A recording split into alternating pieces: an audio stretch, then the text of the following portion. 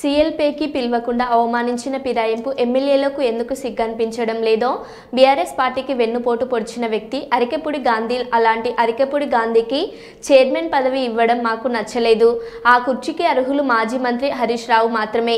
Public accounts సమావేశం నుంచి walkout చేసిన తర్వాత బీఆర్ఎస్ ఎల్ఫీ కార్యాలయంలో బీఆర్ఎస్ సభ్యులు, మాజీ మంత్రి, శాసన మండలిలో బీఆర్ఎస్ పార్టీ వీప్ సత్యవతి రాథోడ్ దాన్ని మొదటి నుంచి వ్యతిరేకించాం. ఈరోజు కూడా అదే నిర్ణయానికి మేము కట్టుబడి ఉన్నాం. పోయిన సమావేశంలోనే మా గౌరవ సభ్యులు ప్రశాంత్ రెడ్డి గారు, రమణ గారు, కమలాకర్ గారు మేమందరం కూడా చెప్పాం, ఇది పార్లమెంట్ అసెంబ్లీ సాంప్రదాయాలకు విరుద్ధంగా మీరు ఈ పని చేశారు, ఇది సరి అయింది కాదు. ఆయన అసలు బీఆర్ఎస్ పార్టీయా కాంగ్రెసా?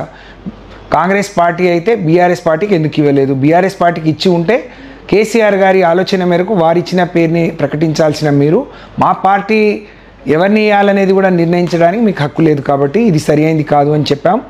ఇవాళ ఎంత దిగజారుడు తనమంటే బీఆర్ఎస్ పార్టీ చేస్తున్న ప్రయత్నం, ఇవాళ న్యాయస్థానం కూడా వారి మీద మొట్టికాయలు వేస్తుంది. ఎన్ని రోజుల్లో నిర్ణయాన్ని ప్రకటిస్తారని చెప్పి అడుగుతున్న క్రమంలో మొన్న సిఎల్పికి కూడా వాళ్ళని ఆహ్వానించకుండా అవమానం చేసినా సిగ్గు లేకుండా వాళ్ళు పార్టీ మారి నిజంగా పార్టీకి ద్రోహం చేసిన వాళ్ళు ఈ విధంగా కొనసాగటం అనైతికం. వాళ్ళను వెంటనే ఆ చైర్మన్ పదవి నుంచి తొలగించాలి. బీఆర్ఎస్ పార్టీ కేసీఆర్ గారు సూచించిన బీఆర్ఎస్ పార్టీ నాయకులు హరీష్ రావు గారికి ధర్మంగా అది రావాల్సి ఉంది. నామినేషన్ వేయని గాంధీని వేశారు, కానీ నామినేషన్ వేసిన హరీష్ రావు గారిని ఎందుకు తిరస్కరించారో చెప్పలేదు. కాబట్టి ఈ విషయాన్ని ఆఖరి వరకు కూడా మేము ఇదే పోరాటం కొనసాగిస్తాం. మీ నిర్ణయం మార్చుకోమని